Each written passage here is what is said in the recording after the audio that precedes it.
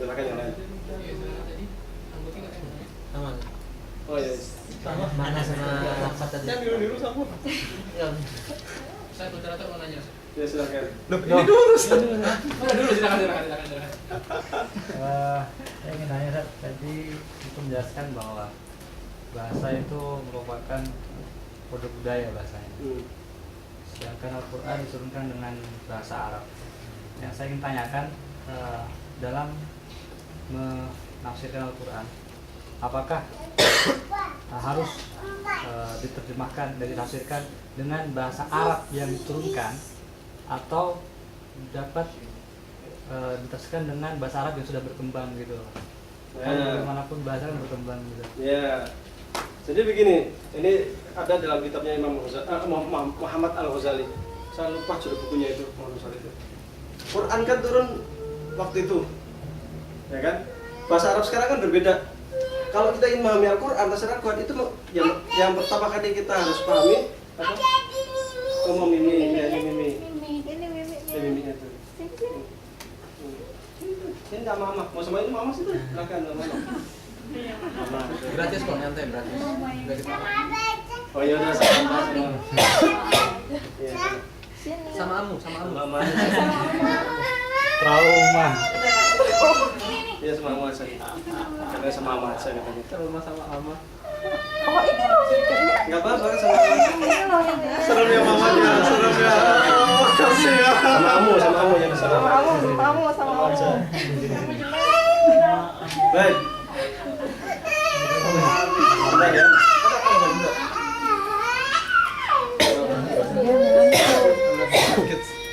Ya ini.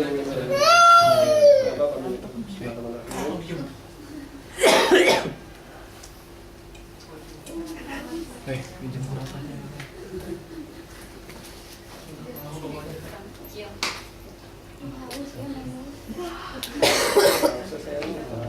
Masya Allah.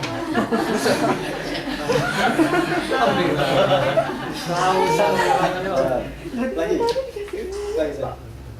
Sudah. Sudah. Terima kasih. Terima kasih belum? Terima kasih. Sudah. Baik ya. Otomatis kita harus memahami bahasa ketika Al-Quran turun. Loh kok bisa nanti terus konteks sekarang gimana? Tidak dulu. Karena bahasa itu berkembang. Kalau kita memahami teks Al-Quran sesuai dengan bahasa sekarang, susah. Seperti ini, anti alaya kadhari umi. Mau dicari di dunia Arab sekarang, itu orang sudah nggak ada yang ngomong itu. Itu udah tinggal sejarah dalam tanda kutip. Jadi hukum dihar itu dalam fikih-fikih modern itu hampir-hampir sudah nggak dipakai. Tapi kenapa ayat itu turun? Karena waktu itu orang sering mendihar dan kasus ada. Oh sekarang orang udah nggak pakai, orang ngomong aja Samiyah sekarang. Mana ada sekarang yang ngomong susah-susah? Ini kan? Itu contoh. Atau kata-kata tertentu mustalah. Sayyarah. Kata sayyarah di dalam Al-Quran. Bukan sayyarah itu bukan mobil ini, zaman Nabi Yusuf belum ada mobil. Belum ada bis, kan? Maksudnya sayyarah itu orang musafir yang jalan yang gitu kan. Jadi harus pahami ya ketika Quran turun itu bahasnya apa sih yang dipakai. Baru kita bisa tahu makna Al-Quran. Baru ketika kita berhadapan dengan konteks sekarang, nah kita pakai istilah tadi itu. Mana yang cocok? Apakah pakai semantik kah? Atau pakai makosid kah? Kalau berkaitan dengan persoalan manusia itu bisa juga nanti pakai makosid. Baru nanti kita carikan solusi alternatif dengan di teks. Tetapi memahami Al-Quran itu sendiri sesuai dengan Al-Quran waktu itu turun. Kalau dengan bahasa yang sekarang akan rancu. Saya roh di surat Yusuf nanti diartikan bis. Nanti ada karena kata istilah masyru' ya kan, masyru'. Masyru' itu artinya dalam kitab ini kan sesuatu yang disyariatkan ya. Bunia masyru'un jadidun fi mantiqati syarqil awsat. Apa artinya? Proyek. Lo proyek. Ya kan nanti ya kan lanjut jadi ini artinya proyek, ini artinya disyariatkan. Nanti baca di kamu kitab kuning jadikan proyek semua. Nggak bisa dipahami lah. Gitu. Karena bahasa itu selalu berkembang. Gitu. Paham ya? Jadi ketika Quran turun itu harus kita pahami. Nanti ketika berkaitan dengan konteks sekarang, kita pakai dua itu, ya semantik atau makosid. Itu nanti akan bisa menyelesaikan persoalan. Yang lain. Berarti orang-orang Salafi Wahabi itu cenderung berijtihad semantik. Apa? Orang-orang Salafi Wahabi itu cenderung berijtihad semantik. Iya. Iya. Jadi seperti itu. Karena contoh sederhananya begini, tentang nikah siri. Quran Sunnah nggak ngomong kok tentang nikah siri, ngapain? Ya, iya, memang nggak ngomong, tapi Maqasid ngomong gitu loh. Dan Maqasid segala sesuatu yang bertentangan dengan atau yang merugikan umat manusia, baik yang berkaitan dengan agama, baik yang berkaitan dengan harta, baik yang berkaitan dengan kehormatan, baik yang berkaitan dengan jiwa, itu diharamkan. Yang ngomong apa? Ilmu Maqasid. Dari situ kita bisa istinbatul ahkam, nikah siri itu haram, mestinya dipidanakan. Ya kan? Nah, seperti itu. Ada yang lain? Wah, tangannya saya masuk. Apa ya? Ada tisu?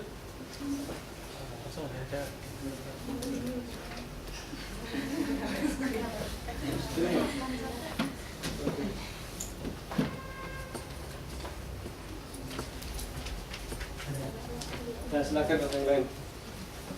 Ya. Maaf, mungkin karena telat jadi ilmunya setengah-setengah. Ini tadi ketika mendengarkan pemaparan aku tentang ijtihad maqasid sama ijtihad semantik, pertanyaan yang terlintas itu ketika ada perkara atau misalnya hukum qadiyahnya itu, kemudian mujtahid itu mana yang lebih didahulukan, yang ijtihad secara semantik atau maqasid. Kemudian ketika terjadi pertentangan antara keduanya itu Dahulukan yang mana? Baik. Jadi sebenarnya yang menentukan ijtihad Abi kan nggak beli es krim. Itu es krim akar. Abi nggak beli es krim. Abi beli es krim aja. Abi nggak beli es krim. Nanti beli es krim lagi. dia satu lagi lah. Abi kan nggak beli es krim, nanti aku beli. Baik. Jadi begini. Ada persoalan-persoalan itu es krim Abi di sana. Oh ini es krim Abi tuh. Ini es krim Abi.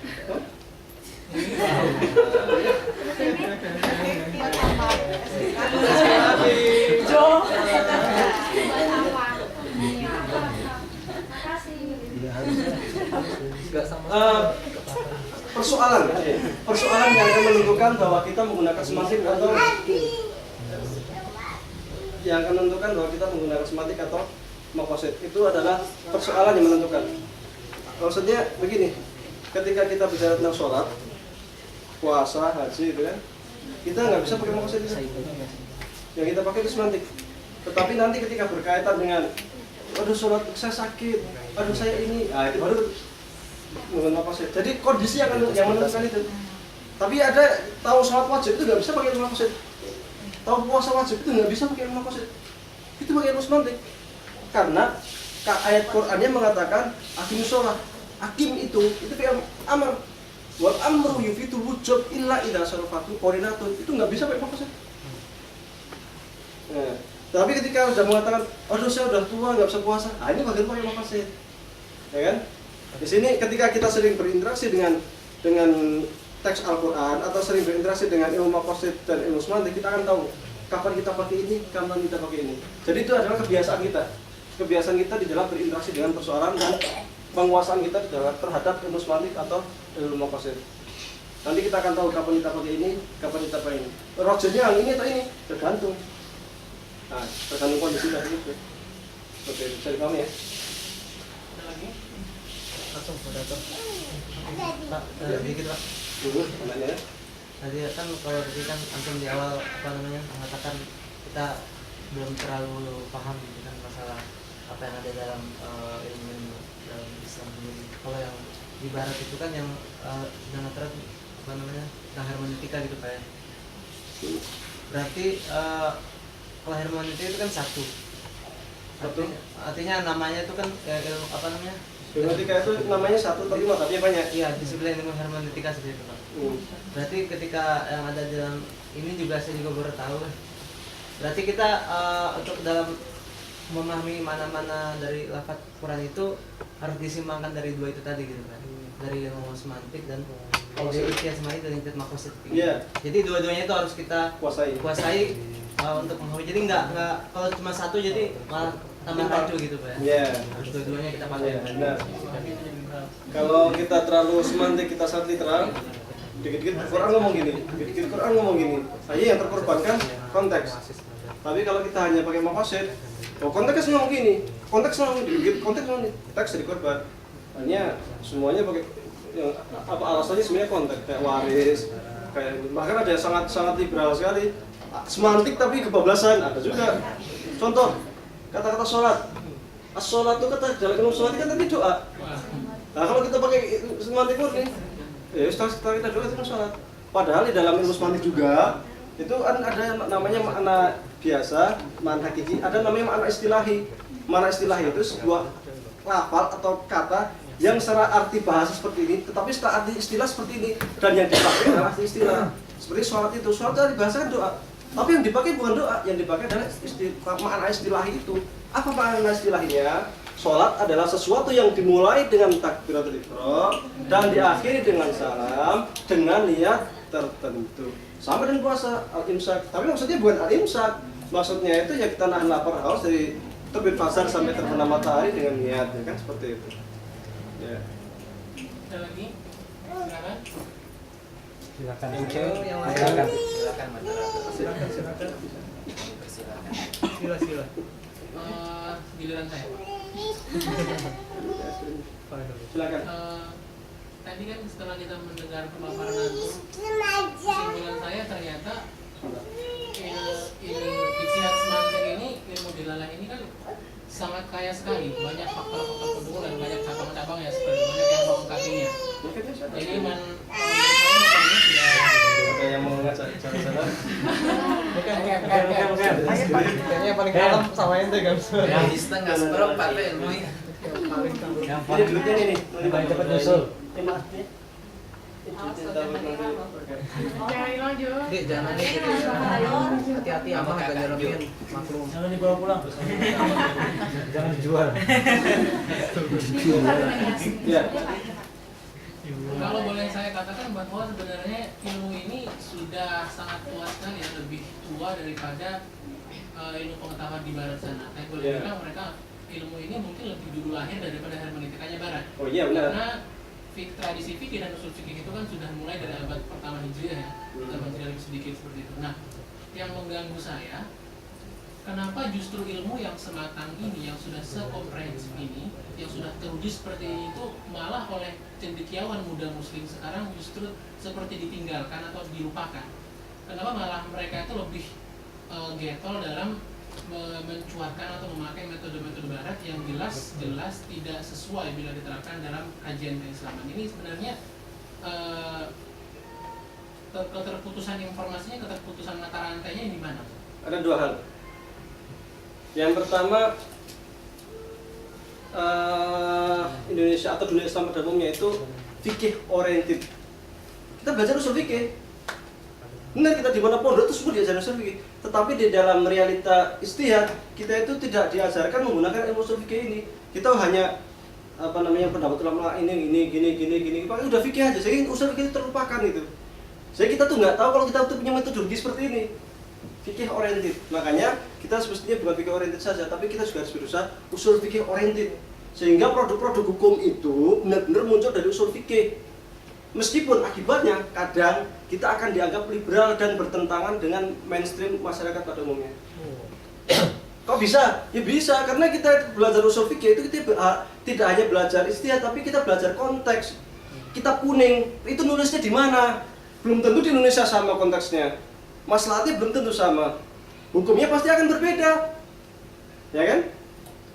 Kayak Imam Syafi'i saja, Imam Syafi'i. Ya, ketika di Baghdad dan Mesir, hukumnya kan sama, punya mazhab qadim, makanya mazhab jadid. Karena di dalam kaidah ushul fikih itu dikatakan taghayyurul fatwa bi taghayyuriz zaman wal makan wal hal wal 'urf. Fatwa itu bisa berubah dengan situasi, kondisi, waktu, macam-macam. Itu kondisi semua itu, lingkungan itu akan mempengaruhi terhadap suatu fatwa. Sehingga di dalam fatwa itu ada namanya mufti, atau mufti itu harus tahu al-mustafti. Harus tahu kondisi real masyarakat, orang yang nanya itu bagaimana sih, kita harus tahu. Makanya ketika ada orang mengatakan Syiah itu sesat atau enggak, kita bicara dalam dua konteks. konteks bisa bicara dan dua hal, Syiah secara konteks teori mereka, yang kedua secara praktek masyarakat. Kalau secara teori bisa jadi dua, ada yang sesat, ada yang enggak. Tapi secara masyarakat belum tentu. Oh bisa jadi ini sesat semua, mereka pakai yang bulak semua. Atau yang sini bisa jadi dia itu yang selamat, yang mereka bukan Syiah yang bulak, umpamanya seperti itu kan. Nah ini yang tahu diri kemana? Ya konteks. Nah kita di Indonesia khususnya itu terbiasa dengan fikih oriented, sehingga di dalam beristihad pun kita menggunakan sistem istikhraj. Tahu istikhraj? Dalam usul fikih? Qiyasul furu' alal furu'.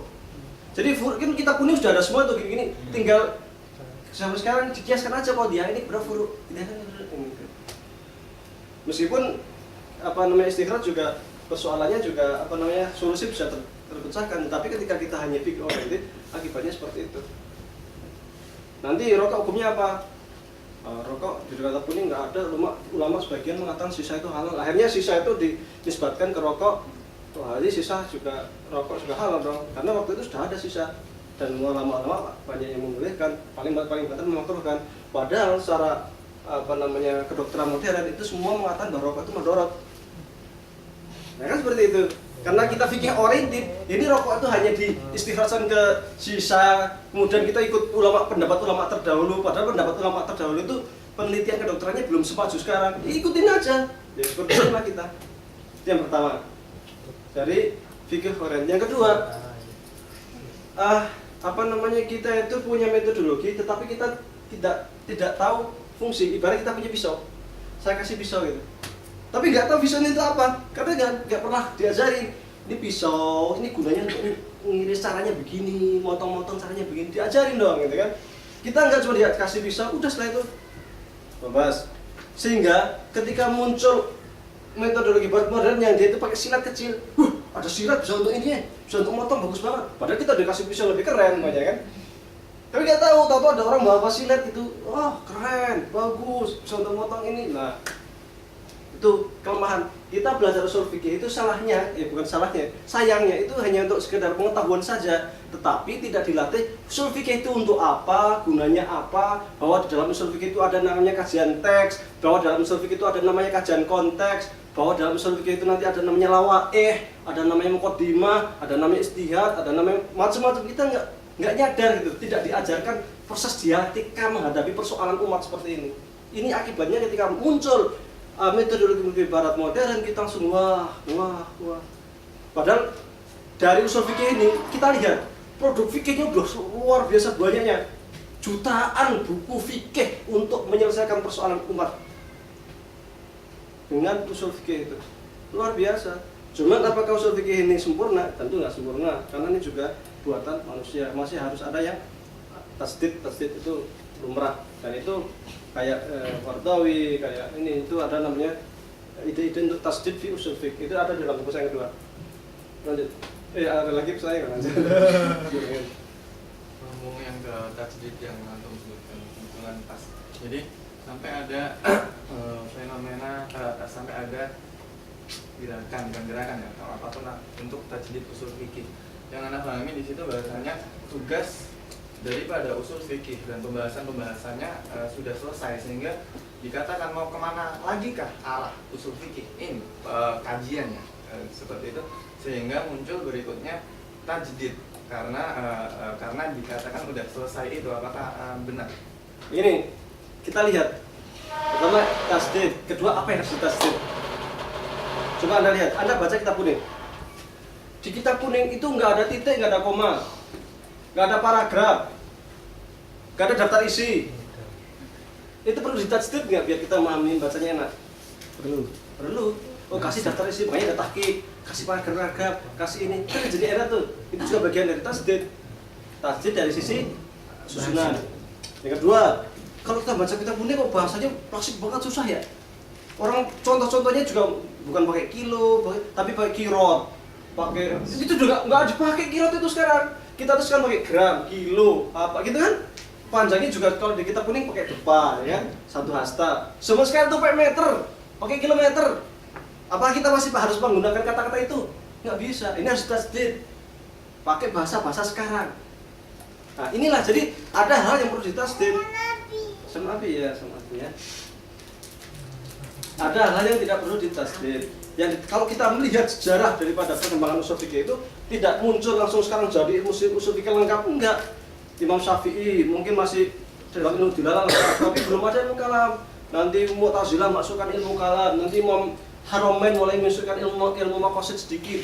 Ibnu Salam udah mulai membicara tentang maslahat, tapi belum maqasid, baru tentang maslahat saja. Kemudian nanti muncul Imam Ghazali masuk ilmu mantik, kemudian Imam Syatibi masuk ke ilmu maqasid syariah secara lengkap. Kemudian Ibnu Qayyim ngomong tentang maslahat lagi dan lain sebagainya. Jadi usul fikih yang kita pelajari sekarang itu tidak muncul langsung sempurna seperti ini, tetapi melalui proses perkembangan. Bahkan Imam Ibnu Hazm usul fikihnya tidak menggunakan teori-teori bahasa Arab. Aneh. Usul apa yang dipakai? Teori yang dipakai adalah logika Aristotelian. Unik. Jadi kalau kita belajar usul fikih Ibnu Hazm yang harus wajib ain kita kuasai adalah mantik Aristoteles. Di dalam ilmu epistemologi pemikiran Islam, usul fikihnya Ibnu Hazm itu masuk dalam epistem burhan. Yang sedang kita pelajari ini itu masuk dalam epistem bayan. Ini kalau dalam istilah khasanah pemikiran Islam. Nah, terminologi yang dipakai oleh Ibnu Hazm itu nggak ada mafhum muwafaqah, nggak ada mafhum mukhalifah, nggak ada lagi. Ada namanya ad-dalil. Nanti ad-dalil itu macam-macam. Nah, seperti itu. Bisa dipahami ya? Apa nampak bingung? Paradigma yang mengatakan tugas pekerjaan usul fikih sudah selesai dalam mungkin yang saya pahami cuma seperti ini. Contoh dalam lafaz-lafaz nahyun gitu. Individu tahrim, individu ini dan itu sudah selesai dibahas. Ya, benar. Ya. Apakah dengan mukadimah seperti ini ada orang yang sampai pada natijah bahasanya itu tadi, bahasanya pekerjaan usul fikih udah selesai? Apakah ini benar? Ya, saya katakan tadi ada hal-hal di dalam usul fikih itu yang harus ditasdid kayak tadi. Ada yang nggak kayak namanya dilalit al-fat yang kayak tadi kita pelajari. Itu sebagian besar sudah selesai. Kita mau ngapain lagi memang udah. Tetapi ada hal-hal yang terkait dengan maqasid syariah. Maqasid syariah kan usul fikih. Kalau maqasid syariah yang kita pahami di dalam kitab kuning itu hanya katakanlah daruriyat hajat tahsiniyah ya kan. Daruriyat itu kan hanya ada 5 tuh. Hifdzuddin, hifdzul aql, hifdzul nasl, hifdzul mal, hifdzul ird ya kan. Tapi ulama kontemporer nih yang mau mentasdid nih, ada yang menambahkan. Kalau Mas Imam Ghazali juga itu adanya hifdzul bi'ah. Mana masuk nggak ada itu, tapi bi'ah itu masuk di dalam karena banyak sekali larangan-larangan di dalam Al-Qur'an itu bagi kita untuk berbuat zalim terhadap alam, eksplorasi alam besar-besaran, menghancurkan macam-macam itu dilarang. Pakai terserah kita, gunakan demi kemakmuran umat manusia. Jangan dihancurkan begitu, jangan dieksplorasi habis-habisan kemudian kita membiarkan lingkungan hancur lebur. Nggak boleh. Ini ada yang masukkan al-bi'ah. Ada lagi yang masukkan apa? Ada beberapa usulan-usulan untuk dimasukkan dalam ilmu maqasid. Artinya itu bisa. Yang kedua di dalam ijma contoh. Ijma itu kan pada zaman dulu kan kesepakatan ya kesepakatan aja, kesepakatan seluruh para ulama. Nah, ada yang mengatakan sekarang ditasdid kesepakatannya harus sebuah forum para ulama, dikumpulkan sebuah forum perkumpulan para ulama, katakanlah punya dewan ulama namanya. Disitulah kalau tidak sepakat tadi ada ijma. Itu bisa aja seperti itu. Atau ilmu sosial. Kita kan dalam ilmu konsep tadi kan ingin belajar tentang konteks, berbicara tentang konteks. Ilmu-ilmu yang tentang konteks itu kan ilmu sosial. Usul fikih klasik tentang ilmu sosialnya ini kan tidak terlalu banyak berbicara. Ini kan yang banyak sekarang justru ilmu modern, ilmu sosial modern. Kita butuh ilmu itu untuk kita tarik, kita jadi alat bantu dalam kajian usul fikih. Termasuk tentang al-mustafti, halal mustafti. Ini kan kalau dia kajian kajian psikologis. Kajian psikologis seperti ini kan di dalam usul fikih klasik nggak dibahas.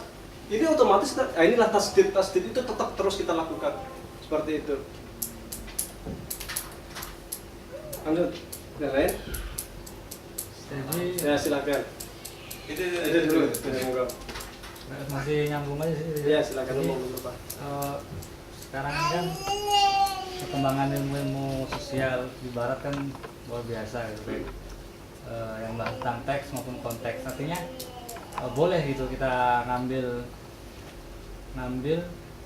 dari teori-teori modern itu untuk tajdid usul fiqh kalau itu sesuai. Iya. Kalau saya sendiri, jika memang itu sesuai silakan saja. Kalau itu memang memungkinkan untuk jadi alat bantu, silakan saja. Tetapi ketika tidak sesuai jangan dipaksakan. Kalau nggak sesuai jangan dipaksa. Tapi kalau memang cocok, dirasa pas dan yang harus kita garis bawahi besar masalah qot'iyat itu jangan diutak-atik. Kalau menggunakan ini qot'iyatnya juga di otak-atik untuk Quran habis gitu. Kalau sudah nggak qot'iyat kan habis Quran itu bisa diotak-atik semua. Sholat jadi nggak wajib, puasa jadi nggak wajib, waris jadi gimana nanti? Tuhan satu jadi 3, ya kan? Akhlak yang mestinya qot'i nyuri nggak boleh jadi boleh, korupsi jadi boleh, hancur lah semuanya ini. Ada qot'iyat, baik qot'iyat yang berkaitan dengan ketuhanan, ibadah, atau qot'iyat yang berkaitan dengan ketuhanan itu apa namanya? Ubudiyah, atau berkaitan dengan ibadah, atau qot'iyat yang berkaitan dengan akhlakiyat. Itu harus digarisbawahi. Itu nggak bisa diotak-atik. Kalau ini diotak-atik, habis Quran. Jadi nanti kan ada 3. Artinya berkaitan dengan qot'iyat, yang kedua dhoniyat, ini yang bisa diotak-atik. Yang kedua yang belum ada di dalam nas. Kalau dhoni kan kayak kuru itu di mana tohar atau di mana head, itu kan ada madhabnya. Ini namanya dhoni karena ayat ini bisa punya 2 makna, ya kan. Tetapi ada lagi yang ketiga, yang la nas fihi, dinas nggak ada. Maka kita nanti ada, kalau nggak ada nas baru kita muncul masalah mursalah atau ijma atau qiyas atau macam-macam itu. Ini yang la nas fihi. Nah, jadi di dalam istihad pun kita juga harus jeli mana itu qot'iyat, mana dhoniyat, mana yang nggak ada nas. Ketika nggak ada nas, kita juga harus jeli kapan kita pakai ijma, kapan kita pakai qiyas, masalah musalah, syariah maqablana, aqwalu sahabi dan lain-lain itu. Iya, soalnya. Lanjut. Ya. Tadi yang turun bilang bahwasanya untuk maqasid ini masuk dalam usul, masuk dalam disiplin ilmu usul fikih. Saya jadi pusing nanti. Jadi pusing apa? Kita ketahui ada fikih minoritas, ada fikih akoliyat minoritas, dan sebagainya. Itu sepaham anak itu tumbuh dari maqasid itu. Jadi garis objek pembahasannya antara ilmu antara usul fikih yang dia di ranah maqasid yang dia di ranah usul fikih dan maqasid yang dia di ranah fikih itu batasannya kemana? Atau maqasid ini emang dari usul, bagian dari usul fikih itu kan? Maqasid atau semantik itu dua-duanya usul fikih, bukan fikih. Fiqhul awaliyat itu muncul dari kebanyakan dari ilmu maqasid. Teori-teori maqasid dari muncul fikih awaliyat, termasuk fikih aqaliyat dan sebagainya. Itu kalau yang tafik itu udah masuk ranah fikih, tetapi maqasid sendiri itu ranah usul fikih. Contohnya begini, fikih awal itu kan nanti ada akhaf dararain, ada dan sebagainya kan. Dia mau main untuk sama awal saya. Harus ya, jadi nggak ngantuk kayaknya malam. Jadi sudah fikih aulawiyat atau fikih prioritas dan sebagainya itu muncul dari kaidah-kaidah yang ada dalam ilmu maqasid. Kayak yaitu kayak kapan kita harus memakai ahaf dararain, kata kita harus pakai apa namanya al-muslim muqaddam munarat, ini kapan kita harus pakai apa namanya dan lain-lain. Banyak sekali dalam nanti ada qaid usuliyah, ada qaid fiqhiyah sudah. Beda sudah. Intinya maqasid itu bagian dari usul fikih. Silakan yang lain.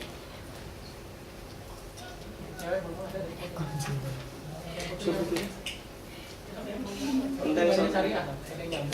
Syariah. Ayo.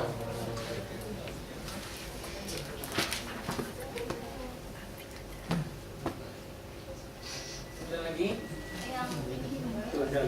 Kan berarti maqasid itu ya takoyan ditakoyuri akwal wa ini apa namanya lebih kecil. kalau misalnya mungkin kalau misalnya mau berusulkan ya misalnya yang di Madinah orang-orang Madinah kenapa mereka keputusan makam Nabi Muhammad itu enggak terlalu maksudnya coba dibayangkan aja kalau misalnya apa namanya kita memutuskan makam Nabi Muhammad itu misalnya semua orang yang di Mosul dan di Madinah akan ke sana semuanya. Maksudnya karena mereka kalau misalnya kita di Jawa sih kan, Jawa misalnya ada misalnya Sunan Ampel gitu-gitu, banyak orang yang ke sana. Kalau misalnya jadi seakan-akan akhirnya untuk memaintain mungkin ijtihadnya mereka untuk menekangi dari keputusan makam nabi.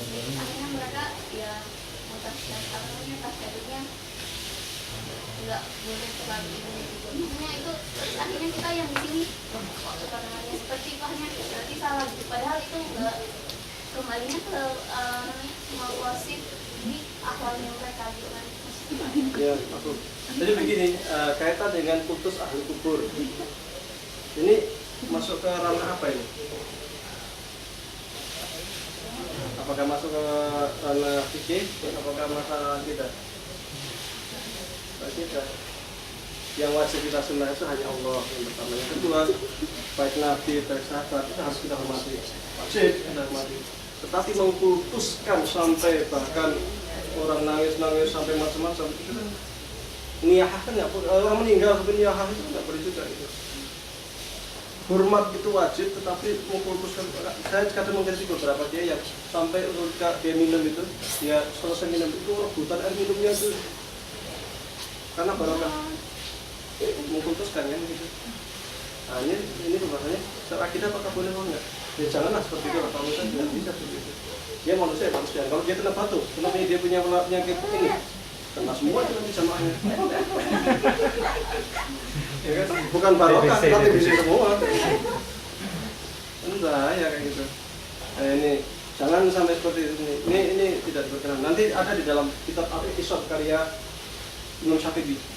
Dalam Al-Iqtisad itu dibahas apa itu namanya maslahat musalah, apa itu namanya maqasid, apa namanya bid'ah. Apa itu bid'ah? Itu ada semua di kitab Al-Iqtisad. Itu satu jilid karya Imam Syafi'i, itu perlu dibaca. Imam Syafi'i waktu setelah menulis Al-Iqtisad itu sebenarnya mau menulis buku tentang mazhab ahli tasawuf kalau salah, tapi belum sampai kami. Ya, itu tidak berkaitan dengan kondisi sama kondisi, enggak. Itu semuanya berlaku di Indonesia dimanapun kita tidak boleh mengkultuskan seseorang. Nggak ada Saudi, nggak ada di Mekah, nggak ada di Mesir. Menghormati wajib, menghormati ulama itu dihormati. Mengerti mereka yang memberikan itu. Tapi sampai kultus seperti itu, sampai rebutan minuman, sampai kalau datang disun-sun sampai jalannya bahkan sampai ngingsot itu. Iya. Ada yang sebagian seperti itu. Sampai kita percaya dia wali kalau sholat Jumatnya di Mekah. Waktu sholat Jumat di Indonesia sama Singapura beda berapa mazhab ya kan? 5 mazhab kan? Sholat Jumat di Mekah gimana? Kita ada sholat Jumat di Mekah belum kan? Itu di Indonesia. Dia bisa neropong gini, bisa lihat Ka'bah dan sebagainya. Nah itu janganlah seperti itu. Ya, lanjut.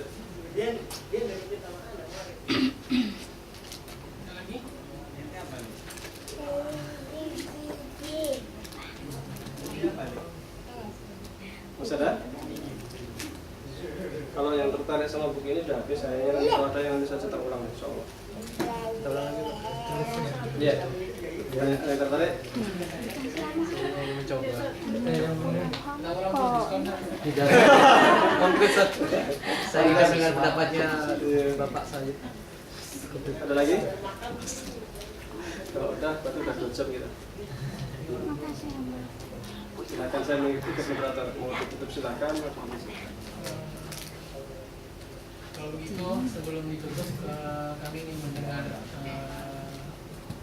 kata-kata terakhir ya, pesan-pesan antum masih.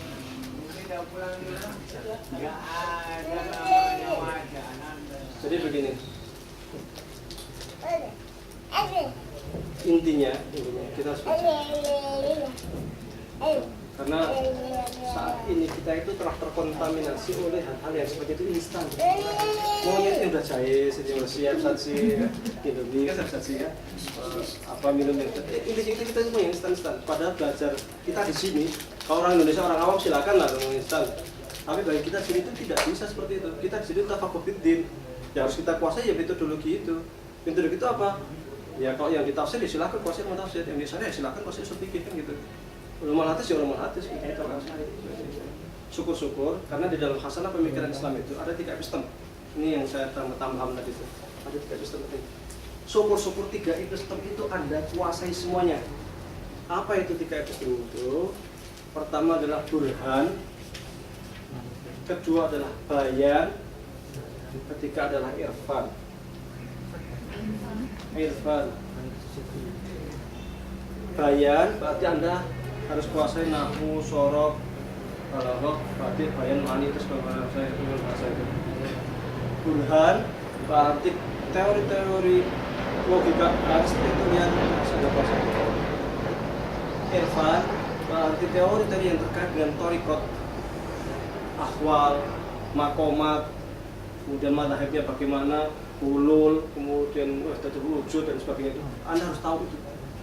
Kalau kita tiga ini kita kuasai dengan baik, kita belajar kitab kuning, membuat pemetaan di dalam pemikiran Islam klasik, itu kita enak. Belajar usul fikih pun kita enak, karena kita tahu kenapa Ibnu Hazm dibilang nggak menerima kias, padahal ternyata dia pakai kias Aristotelian. Kenapa kemudian Ibnu Hazm mengatakan kiasnya bayan itu gugur, karena macam-macam itu jadi paham kita. Jadi dialektika ataupun dialog ataupun perang pemikiran ulama kita. Kenapa ulama kalau ngomong gini, kenapa orang filsafat ngomong gini, padahal ranahnya sama, ekspektasinya berbeda. Kita jadi paham gitu, tahu gitu. Di filsafat jadi enak. Ya Anda yang di usul fikih jadi paham enak. Oh ini kenapa Ibnu Hazm kemudian Imam Syatibi sebenarnya begini, nggak bahas tentang dilalat seperti ini, yang jelas langsung maqasid lihat maksudnya. Kita jadi tahu kenapa yang di Syafi'iyah yang dibahas masalah dilalat itu aja kan. Kita jadi paham, oh karena ini masuk bayan, oh ini karena masuk burhan, kan gitu. Burhan nggak ngomong tentang seperti itu. Jadi kita harus kuasa itu kalau bisa. Nah, kalau sekarang sudah tidak memungkinkan, andai kata kita tidak memungkinkan untuk menguasai tiga ini sekarang, maka yang harus kita lakukan adalah sesuai dengan spesifiknya masing-masing. Yang syariah kuasailah usul fikih, yang ditafsir kuasailah ulumul Quran dan tafsirnya ya. Yang di hadis ya ulumul hadisnya, itu harus kita kuasai. Karena ilmu alat kita biasakan dengan ilmu alat. Jangan kita cari yang udah jais-jais saja, yang udah instan. Karena kita di sini belajarnya di sini ada calon ulama, insyaallah kan. Calon ulama berarti ya metodologi dia harus kita kuasai. Nah kalau kita, karena nanti untuk berfatwa ini hadis ini dhaif, ini hasan, ya pakai ilmu alat ini. Ya, jangan instan saja seperti itu. Dan ilmu itu sangat luas, sangat luas. Saya ketika nulis buku ini terakhir kan saya di mukadimah saya katakan bahwa Allah itu firman, andai kata lautan itu jadi tintanya dan seluruh daun-daun di dunia ini jadi apa namanya itu kertas, kemudian didatangkan 7 kali lipat lagi, nggak akan habis ilmu Allah itu. Ilmu semantika, jadi ini sudah sering sekali ilmu luas sekali ilmu semantik itu baru semantik loh, belum ilmu maqasid loh, belum nanti fikihnya Syafi'iyah loh, belum nanti fikihnya Ibnu Hazm loh, belum nanti fikihnya Syiah loh, belum nanti fikihnya apa namanya Khawarij yang ibadi loh, belum. Ini banyak sekali ternyata. Mau di Sunni aja ada banyak, belum lagi masuk ke sono. Itu luar biasa. Kita akan tercengang-cengang ketika kita belajar usul fikih. Masalah usul fikih itu banyak yang minta ampun. Usul fikih itu nggak satu. Setiap adab itu punya usul fikih. Makanya kita ingin belajar perbandingan mazhab, lebih enak kalau kita belajar usul fikihnya ini. Karena nanti kita tahu, oh karena ini sebenarnya begini karena dia nggak pakai masa musalah, nggak ngakuin. Oh ini pakai ini karena dia nggak ngakuin kias. Oh dia pakai karena dia nggak ngakuin. Jadi paham itu. Usulnya itu kenapa kok begini, kita jadi paham lebih enak gitu. Tapi ketika kita belajar fikihnya, untuk kita belajar jurusan muqarnah bainal mazhab, perbandingan mazhab, kita bingung ini, pusing kita itu. Banyak sekali perbedaan pendapat. Tapi ketika kita paham usulnya, kita jadi tahu ini nggak pakai dia nggak pakai masalah musalah, makanya begini. Sementara ini pakai masalah musalah, makanya pendapatnya begini. Oke itu. Jadi kuasai benar-benar metodologi pemikiran Islam. Kita itu sudah punya banyak sekali metodologi, tapi kadang kita itu nggak tahu cara makainya, karena nggak terlatih. Kita tuh nggak nyadar, ibarat kita tuh punya pisau, tapi kita tuh nggak nyadar bahwa kita tuh punya pisau yang bagus, karena kita nggak terlatih untuk menggunakan pisau ini. Kan seperti itu. Nah itu barangkali pesan saya dan belajar, karena sekarang itu kita sudah terpengaruh oleh Facebook, Twitter, chatting. Rusak itu, ya bukan saya anti ya, bukan ya, tapi silakan ada mau chatting, mau main Twitter itu silakan, tetapi jangan hari-harinya habis untuk ini gitu loh. Kita punya tugas yang lebih berat sebelum kita pulang nanti ke tanah air. Itu berapa buku yang sudah baca gitu. Sekarang satu buku pertanyaan sederhana saja yang di syariah. Apakah udah selesai satu kitab usul fikih? Satu aja kitab usul fikih udah selesai belum? Soalnya belum pernah lagi kan? Nah, kan persoalan itu. Padahal minimal nih. Kita kalau ketika belajar usul fikih itu, satu kitab usul fikih itu dibaca 4 kali sampai ngotrok. Satu buku yang sederhana, katakanlah Abdul Qayyim Zaidan atau karya si Imam Muhammad Khalaf, siapa kan? Kuasa itu sampai kita paham, tapi isinya itu kalau kita buang, kita tahu. Oh, bab ini setelah ini, bab ini setelah ini, kita tahu. Iya. Terbalik. Paham itu. Kalau ada orang mau makosid, tanya setelah ini, setelah dilalah biasanya di sini terakhir makosid. Setelah semua selesai dari nanti masuk istihad, masuk ke inqorib, masuk ke ini terakhir biasanya masuk ke tafsir. Itu tahu itu. Jangan kita ditanya tafsir sebab apa ya? Soalnya setelah kita belajar satu usul fikih itu selesai, kemudian kita baca 4 kali sampai dapat isi itu kita ngobrol, baru kita membaca pengembangan ilmu usul fikih, membaca khusus masalah saja, membaca khusus tentang maqasid syariah saja, membaca khusus tentang maqasid mukallaf saja, membaca khusus tentang ilmu dilalah saja, gitu pendalaman. Dan usul fikih itu saya katakan kecil, usul fikih kecil sekali, tapi di dalamnya itu adalah lautan. Kita berenang di sana itu nggak habis-habis, serius. Tenggelam. Nggak habis-habis. Berarti baru satu cabang ini, makanya subhanallah, ilmu Allah itu sangat luas. Subhanallah, ilmu Allah sangat luas. Usul fikih saja kita berenang di dalam itu nggak habis-habis. Zahiri saja itu muncul usul fikih luar biasa. Dan di Kairo ini jarang sekali yang membedah ilmu usul fikihnya Imam Zahir, Ibnu Hazm al-Zahiri. Jarang sekali saya belum pernah dengar bedah buku usul fikih Ibnu Hazm. Seakan-akan kita letakkan itu. Padahal dari usul fikihnya itu muncul kitab Al-Muhalla yang segini, yang berapa 11 jilid. 11 jilid itu ringkasan dari kitab dia sebelumnya, saya lupa judulnya, itu yang 22 jilid. Dan itu tidak pakai dilalatul al-fadlah. Dia pakai logika Aristotelian. Kok bisa? Terperangah kita kan? Karena kita di syariah. Kan? Umpamanya kan? Belum lagi kita belum belajar usul fikihnya Ja'fariyah. Belum kita belajar usul fikih. Luar biasa subhanallah. Makanya rajin. Usul fikih itu sangat luas, kita pelajari, kita berjalan. Dan ini apa saya itu di filsafat ya, bukan di syariah. Sama tuh, weh. Syariahnya mana ini, weh? Syariahnya mana ini, weh? Maksud saya, syariah. kalian yang di syariah itu harus lebih menguasai. Setuju Pak. Tapi kalau kita itu kalau kita paham yang tadi saya bilang tiga Kristen Tuhan, bayan, irfan ini, kita mau menyelam di ilmu manapun kita enak. Mau ke usul fikih kita enak, mau ke ilmu Quran kita enak, kan enak sekali. Mau ke tasawuf kita enak. Kalau kita kuasai 3 ini. Cuman memang wallahu a'lam kelemahan pondok di Indonesia itu 3 episode yang sebenarnya sangat inti ini jarang sekali diajarkan secara dia bisa jadi diajarkan, tetapi tidak diajarkan prakteknya, penggunaannya itu nggak diajarin gitu. Sehingga keluar pondok itu ya dia udah belajar tapi nggak ilmunya udah hilang, lupa gitu, pergi gitu. Karena nggak diajari prakteknya atau tidak diajarkan. Nahwu cuma diajarin nahwu aja, al-mubtada' marfu' al-matrofi, nggak diajarin cara penerapan nahwu itu gimana sih? Nah, kita nggak diajarin kan cara menerapkan ilmu nahwu dalam tafsir katakanlah Allah itu artinya Tuhan. Kita ketika ada mengatakan terus la ilaha illallah, tiada Tuhan besar kecuali Tuhan kecil, udah bingung kita. Wah liberal wah. Padahal dalam ilmu nahwu tidak hanya Allah itu ada 2 mazhab. Ada yang mengatakan Allah itu isim alam, berarti ya Allah nggak bisa diterjemahin. Ada yang bilang Allah itu kata-katanya dikatakan ilahun itu kemudian ditambah al-ma'rifah menjadi al-ilah, kemudian alnya digabungkan jadi menjadi Allah, sehingga Allah itu adalah Tuhan yang definitif, yang karena dalam takrif yang sebagai definitif. Tuhan definitif itu gimana? Allah yaitu yang Tuhannya Allahu Ahad, yang satu, yang tidak lain-lain sebagainya, ya kan? Tapi kita kan nggak diajarkan itu tentang penerapan ilmu nahwu ini, yang dari kata-kata Allah itu bisa diartikan menjadi Tuhan yang definitif, yang tidak diajarin.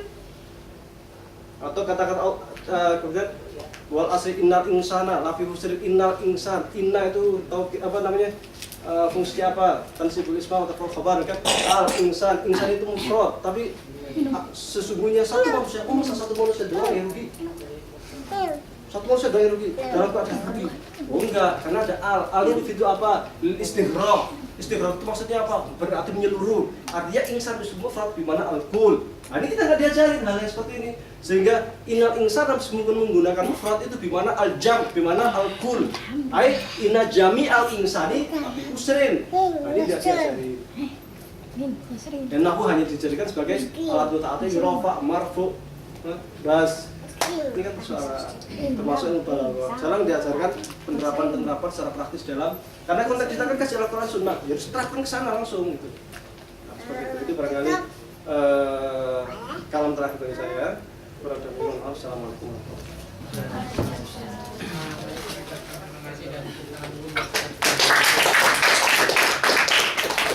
Selanjutnya ini kita tidak bisa ngasih amplop saja, jadi ngasih piagam kepada siapa nih, Fauzul ya? Antum yang ngasih. Saya moderator. Ya Ustaz Azali tadi. Ya Ustaz Azali. Ada Ustaz Azali. Terima kasih memberikan piagam penghargaan. Yang punya kamera bagus, yo HP-nya dikit.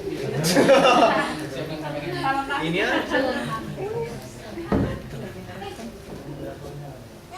HP-nya kita. Masa ditutupi paspor?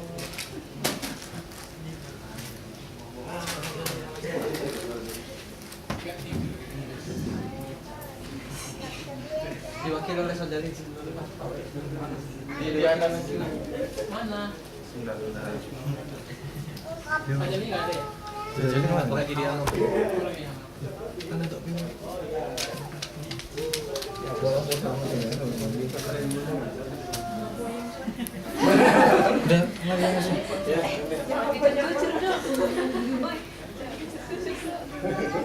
Ya, foto. Oke, makasih banyak.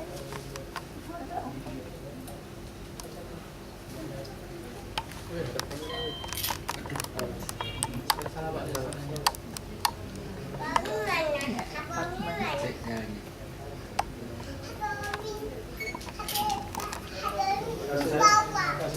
Tapi yang di rumah kan ini kok. Terima kasih pada Pak Wahyudi.